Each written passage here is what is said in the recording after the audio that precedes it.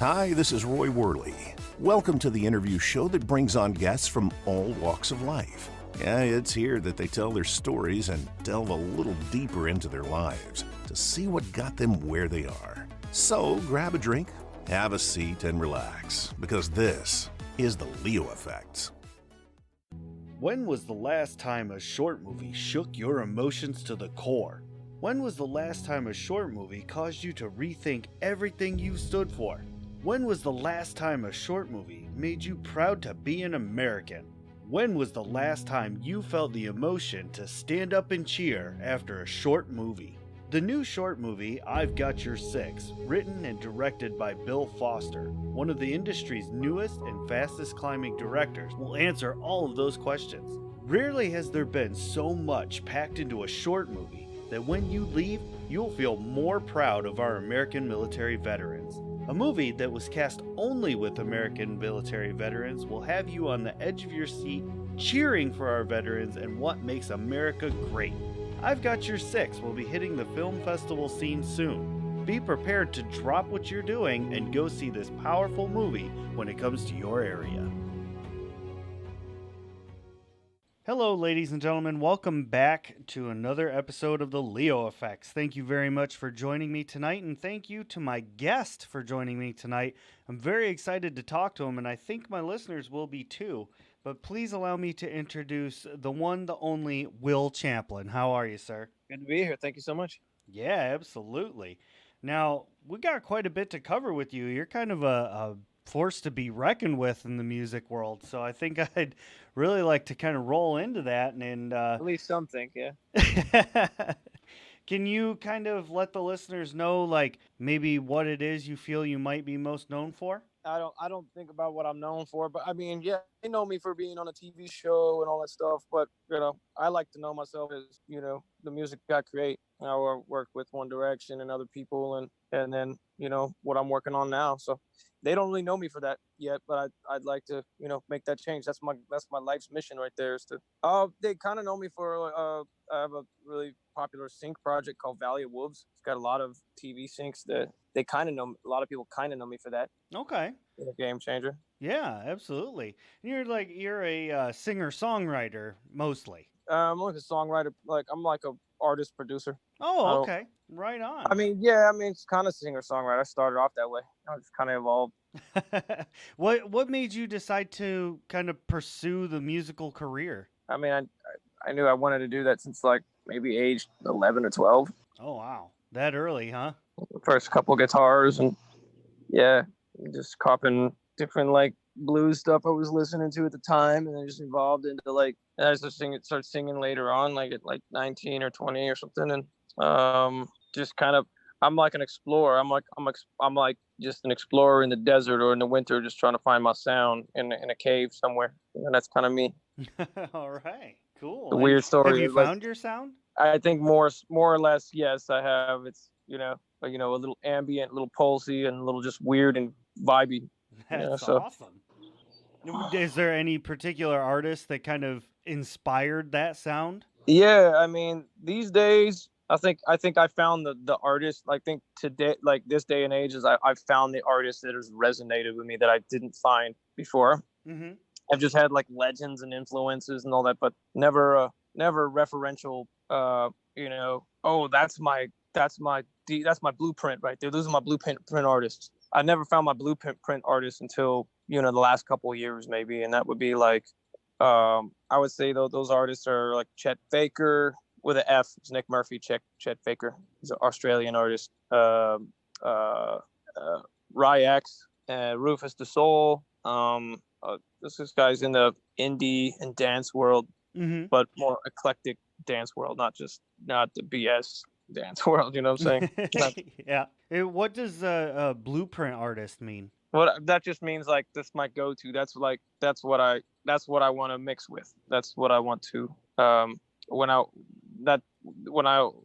have those people, I'm like, oh, this is what I want to be related as. Like, I want to be in their club. You know what I'm saying? That's the goal right there, is to be in their club, and not like super mainstream pop club. It's not going to really work anyway for anybody in like low mid 30s or whatever. So Okay. You gotta be like 19 on TikTok to do that. So I'm like, X that out. All right. Right, I think everybody's on TikTok nowadays. Yeah, but if Would you ever? if my daughter can't even like figure out how to like, there's like a glitch in hers anyway. But like, if it's not even her thing, it's like, okay, Would you ever do like a collaboration with one of them? yeah, sure. I mean, always from like from a production standpoint, I'm always down to like, I'm like, all right, what's the job? Yeah. Okay. Well, I got a question for you. So you say you're a producer now, and I've heard that term used a few different ways. So, like, what does it mean? That just means I don't go to other people to like make my stuff. Like I like most people have done in the last 20 years. Oh, well, I gotta get like producers here on it. Yeah, it doesn't exist for me anymore. Like that doesn't that terminology and that hierarchy of like gatekeepers they're all gone. Like retired. So it's like now it's write your own ticket, produce your own music. Compose, produce, engineer, and I mean it's become easier and easier and more accessible to gather your plugins and all this and make the music you hear in your head, and fine tune it to fine tailor it to your own sound, and that's what you got. Me. That's what a lot of people are like. They're artist producers these days. So Yeah, and I'm guessing that means you have a home studio then. yeah, I mean, I make everything on the laptop, and that's just a normalized thing. I still consider myself before anything else. I'm like I'm just artist, songwriter, and before all else. But yeah, production's a necessity, and like that's just the age we live in, and with listening to either indie music, trap, rap stuff, or electronic stuff, then I just take it in like anybody else would, and just do it my way. And you just got to be a junkie for sounds and samples and put them together your way, you know. Yeah, that's awesome. And you Um, said you're working on some projects right now. Is there anything you can kind of talk about, or is that all hush hush? yeah, I got a song out right now called "Dose of the Dark Side." It's me and another artist named Echo Zoo. So that'll be Echo Zoo and Killwill collaboration. Wow. Y'all should check it out. I'll send you the link after we speak. So Sure, sure. Yeah, that'd be cool. I'll put a little clip at the beginning of our interview here, and the listeners can check that out. cool, man. Yeah, and also I've been like live streaming as well. I've been live streaming some of my sets and working on my green screen background and all that. I sent Eileen a couple clips too, and so I had like cartoons going on in the background and all that, Nice. and I'm like looping my guitar stuff over some beat stuff. Yeah, so I mean, you're not letting this whole COVID thing slow you down at all. I've never cranked out this type of output, song wise and just overall finishing touch wise. Because anybody can start songs and everybody can like vibe and keep it rolling, but a lot of people hit plateaus and they never get past a certain a lot of songs end up never getting finished. But I look for the tricks, I look for the secrets, I look for everything I can to finish these in the way they deserve to be finished. So that's what this kind of time has allowed me to do. Gotcha. And you play a whole slew of different instruments. Is there any instrument you prefer over the others? No, I feel like I'll come up with a lot of good stuff on guitar or the electric, or if I'm going putting it through some certain tone space, reverb or something, or I'm just or whether layering it too. Just create like a nice canvas of melodic colors that go together. But at the end of the day, play a lot of keys too. Yeah, that's cool. That's really cool. Because you play a piano and banjo and drums and guitar, and you're just all over the place. I'd say I'm quickest at like just picking anything up on keys because it's just like I'll probably just play it like without even hearing it once and then it's like okay I can follow along. I mean I used to play in church and stuff, so and that was like everybody had like a theoretical harmonic antenna just as musicians communicating like mind reading each other.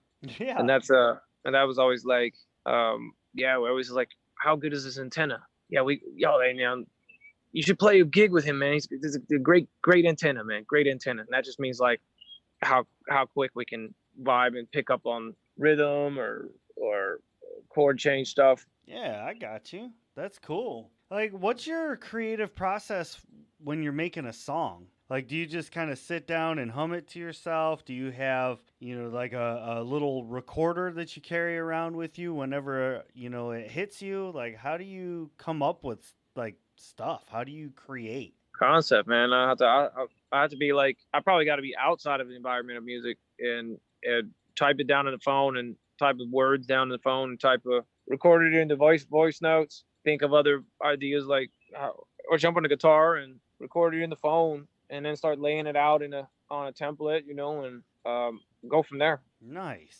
That's a good way to do it. I mean, just kind of always be ready for when that inspiration hits, right? Yeah, I mean, there's other ways I've done songs, like I've just busted them out while trying to like study another song, or someone on YouTube like breaks down another style of song that I want to, another production style of somebody I wanted to like really pick up on, Mm-hmm.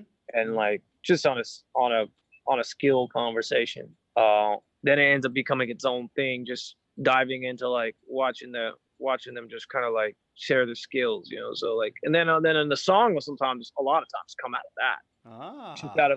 out of nice little educational, perspective for a second, and then I'm like, oh, this is a dope song idea. Oh, I know exactly what the rapper's saying over this, man. Like, let me jump on the mic. Nice. That's cool. Well, kind of steering into another part of your multifacetedness. You were on season 5 of The Voice, and you I made was, it a long way into the show. yeah. It That was it was a long little journey for sure. that's amazing. Like, what? Why did you decide to go on The Voice in the first place? Well, I was 50-50 about it. I tried out a couple times, it didn't work out. Then I'm like, I think a friend of mine talked me into like doing it a third time, and I was like, oh, all right. He's like, hey man, I'm like, well, I got this gig in Palm Springs. I'll come back the next day. He's like, oh, I'll slip you in later, later time. I'm like, okay, cool. So I did it, having no expectation, and I wasn't really like, I was kind of over it at that point. I'm like, oh, Mm-hmm. whatever. Like, I'm gonna do what I do. But then, yeah, it picked up like Fast and Furious. Yeah. Now, had you considered even after that season doing a different type of show like that, like American Idol or like America's Got Talent or anything? No, That's a one off. Like, I don't want to. I definitely don't want to do one of those shows again, because I don't want to be like known for just that. And that's what's happened there. That's kind of why I've changed my name to Killwill now, because I'm not like related to only voice artists. When you look on Spotify, Aha. my Will Champlin name will always be linked to nothing but voice artists. Nothing about like who I strive to sound like will ever be shown on there, unless you dump a bunch of money into it, which is not feasible. Gotcha. I completely understand that. What's happened is, the label that pushed those songs as the night goes by, when they get the votes in and all that stuff, like those numbers just go exponentially high.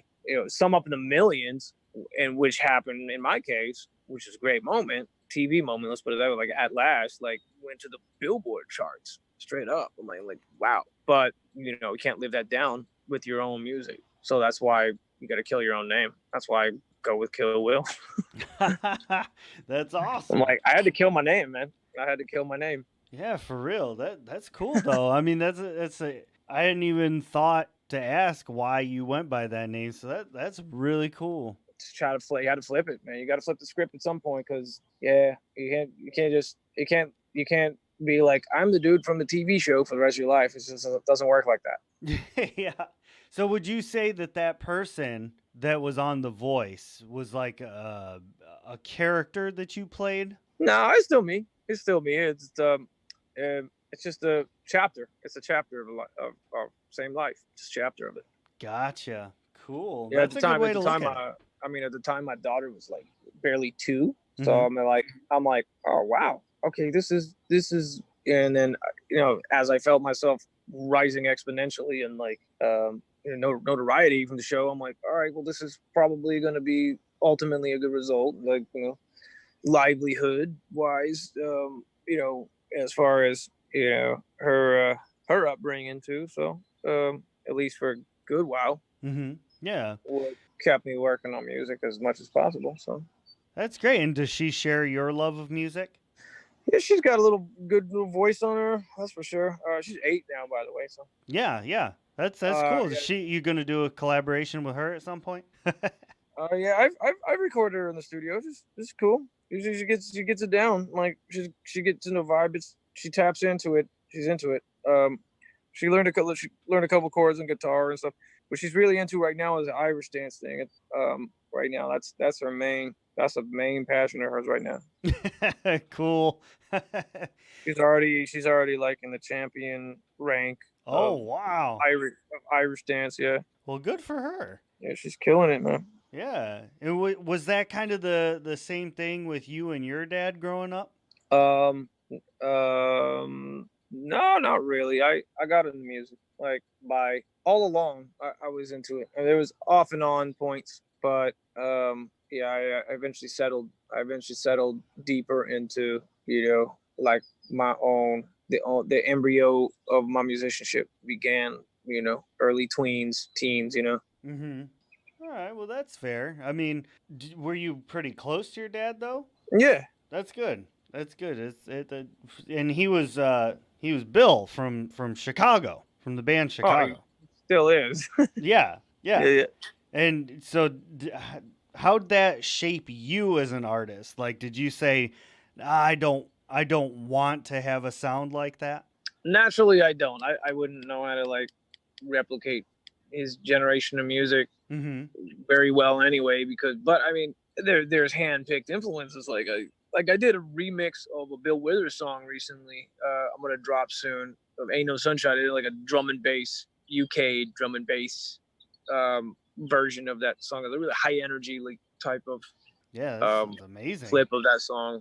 I'll have to send you that one. That's crazy. Yeah, that sounds legit. Yeah, I'm either gonna like drop it myself or maybe look for a pretty sweet label. I got a couple songs coming out on a couple different labels, and that's kind of like how I'm working things. Just taking it as it comes. I got a song coming out on the label that dropped Dose of the Dark Side called Westwood X Records. Mm-hmm. They're gonna be dropping this other song called Wide Awake. Probably in the next couple weeks. It's a compilation, so I'm pretty psyched to be like on their compilation. Like I'm not singing on it. I'm like rapping on it, but it's like just a heavy club banging bass track. That sounds awesome. I can't wait to hear that one. Yeah, I'm like rapping fast about COVID-19 and stuff. Oh wow! All right, very topical. I I like say it. it super fast when I see the COVID-19 in the vaccine till you can't breathe. Call you a freak on a leash with the mark of the beast is here for the beast with another disease. There you go. Oh You know what man, I'm saying? front seat right here. That's awesome. Yeah, I'm no Eminem by any means, but That was yeah, really good though, yeah, considering you're just like chilling in your backyard right now. oh yeah, that's pre-written. I'm not freestyling. I promise you that. So, what do you enjoy the most about being a musical artist? Well, it's all an exploration to me. What I enjoy is finding finding something that's you when you get finished with like one of your golden songs, you feel like the goose that just laid the golden egg, you know what I'm saying? Yeah. And then that golden egg is like the new spectacular song you just like finished. It's like a masterpiece. Yeah, yeah, that's cool. It's all about finding that new thing, and once you find it, that's just that feeling you get, right? Yeah. That's cool. That's really cool. So But look, yeah, I mean, like I think it's the most valuable thing is to like be able to replicate the intensity that you replicate the feeling that makes your best song, and then like the biggest thing is like you can replicate a great stride, replicate the great formula of chords that work well, and then work on the sounds, work on we got the ears to know what's going to really resonate in the biggest way. yeah, you want your listeners to feel like you do when you make that discovery. Yeah. Yeah. So, in these last few minutes of the show, I'd like to kind of open it up for a minute and let you tell people about your different social medias and where they can go to follow along with you. Okay, yeah. So On Instagram, you can hit me up it's at Killwill C. Same with Twitter and same with Facebook. Those are the same ones. My YouTube is still Will Champlin Music. But you can just go to willchamplin.com if you want to find a hub and just like keep it simple and, find where all of these things are. Yeah, just go there. Okay, so your website has all the links to all your social media then. Yeah, and then Spotify too. Check me out there. I need a little bit more love on there, so that's what's up. Okay. Oh yeah, and Twitch TV, Kill Will See, as well. I'm gonna start doing some streams on there. Cool, but not TikTok. I'm on there too. Yeah, I don't use it very much. That's fair. It's cool. That's not my world very much. Right. Well, I'm gonna put the links to your website and probably to Spotify in the description of the podcast episode, and that way people can just click on it and head right over. Awesome, man. Yeah. So, Will, I want to say thank you so much for coming on the show today and talking with me for a half hour, just, BSing our way. And it was really fun. I got to know a lot about you. I think you're an awesome dude. I can't wait to hear your music because that's the kind of stuff I enjoy. So I think this is going to be awesome. Thank you, Ray. Appreciate it, man. Yeah, for sure. And, after you come out with stuff, make sure to hit me up and come back on and check it out. Tell people all about your different stuff. Definitely, man. So I'll text you that link on the dual text with Eileen. Okay, sounds great. That's fantastic. And awesome, man. As we finish up, I just want to say thank you to all the listeners who tuned in to check this out. Make sure you go and click on the links and go to those social medias. Kill Will C. Don't forget that name. That's on top of the world right now. And thank you all very much, and we'll see you next time. See you, Ray. Oh, now that was an awesome interview. Thanks so much for listening. You all are so great. And don't forget to head to Facebook, Insta, and Twitter and follow The Leo Effects. If you want to hear some comedy and ridiculous voices, check out Shattered Dungeons on YouTube and all other places podcasts can be heard. And you'll hear me voicing crazy characters, usually pretty terribly. So thank you so much. You all are the absolute best. And we will see you all on the next episode.